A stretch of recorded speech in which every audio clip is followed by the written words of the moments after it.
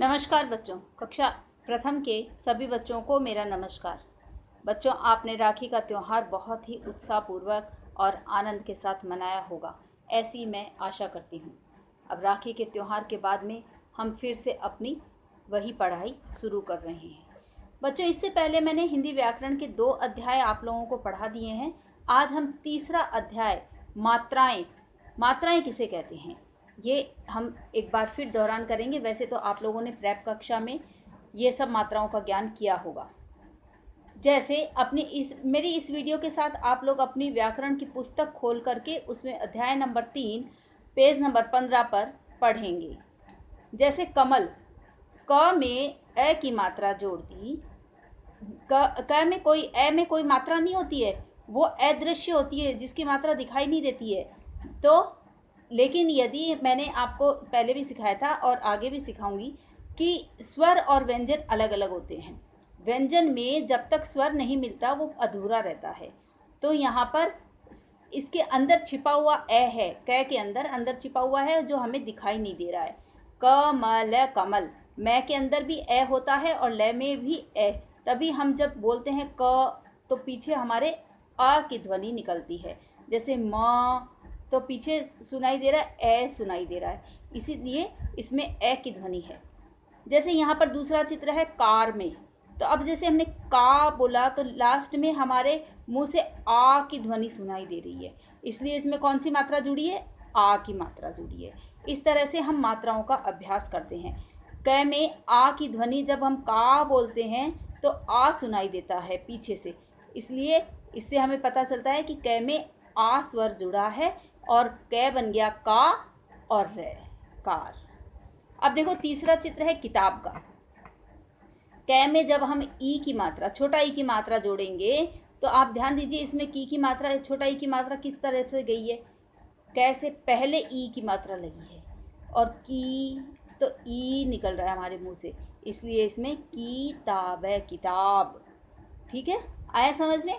इसी तरह से बड़ा ई की मात्रा कील। अब देखो छोटा ई और बड़ा ई में थोड़ा सा फर्क होता है। छोटा ई जो जल्दी से निकल जाता है मुंह से, किताब, और बड़ा ई में थोड़ा सा 1 सेकंड का, आधे सेकंड का थोड़ा सा समय ज़्यादा लगता है। उससे ई से, छोटे ई से बोलने में उसे बड़ा ई या बड़ा ऊ कहा जाता है। जैसे कील, इसे किल नहीं बोलेंगे, वो थी किताब, ये है कील। तो इससे पता चल रहा है ये बड़ा ई की मात्रा है। अब जैसे कुर्ता, क में ऊ की मात्रा, अब जब हम कुर्ता बोलते हैं तो कू के पीछे, हमारे क के पीछे ऊ निकल रहा है, इसलिए इसमें छोटा ऊ की मात्रा कुर्ता। अब बड़ा ऊ, जैसे कूड़ादान, तो थोड़ा सा समय ज़्यादा लगा ना, कूड़ादान, इसे बड़ा ऊ की मात्रा कहा जाता है। इसी प्रकार कृषक, क के नीचे ऋषि की मात्रा, कृषक, कृषक माने खेती करने वाला किसान। केला, कैला, कैमरा, कैला नहीं होता, केला। और कै पे जब 2 मात्राएं लग गई तो ऐ की मात्रा है, कैमरा। हम कई बार बोलचाल में कैमरा बोल देते हैं, वो गलत होता है, कैमरा, ऐ की मात्रा सुनो। कोयल, कौवा। जब आप बोलेंगे स्वरों को बोल करके और लिखने का अभ्यास करिए। पेज नंबर 16 पर आपको कुछ चित्र दिए गए हैं। इन चित्रों को अब जिस चित्र से का पहला वर्ण निकले मुंह से, ऐसे उनसे मेल करना है। जैसे मोर दिखाई दे रहा है, मो से मैच करें। मे, जय, मेज। मई, ना, मैना। ठीक है। और नीचे दूसरा चित्र है, इसमें आपको पेंसिल की सहायता से ये 12 खड़ी को पूरा करना है और इसके बाद में बच्चों 10 खड़ी आपको अपनी उत्तर पुस्तिका में पहले भी मैंने करवाई थी। दोहरान के लिए हम इस 10 खड़ी का लिखेंगे और पढ़ेंगे आप लोग पूरी 10 खड़ी। जब तक इसको आप बार बार नहीं बोलकर पढ़ेंगे आपको मात्राओं का ज्ञान नहीं होगा। इसलिए आपका कार्य थोड़ा सा सरल कर देने के लिए मैं आपको केवल 10 खड़ी के जितने भी वर्ग हैं, वर्ग की पहले वर्ण की ही 10 खड़ी लिखवा रही हूँ। अर्थात मैंने जैसे जैसे मैं बोल रही हूँ आप उस पर निशान लगाइए और वो ही लाइन आपको कॉपी में लिखनी है।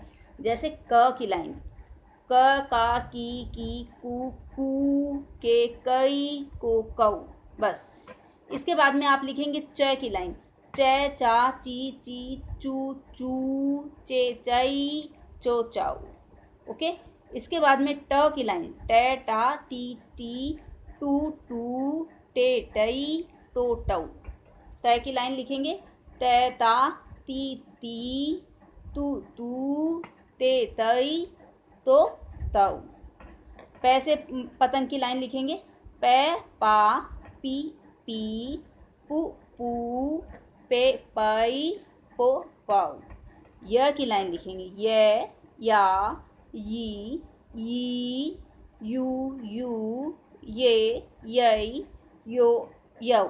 ये आपको 6 वर्ण दिए गए हैं। इन वर्णों की पूरी 10 खड़ी की लाइनें आप लिखेंगे उत्तर पुस्तिका में, लेकिन पूरा ये पेज नंबर 17 आपको बार बार दोहरान करना है और पढ़ना है।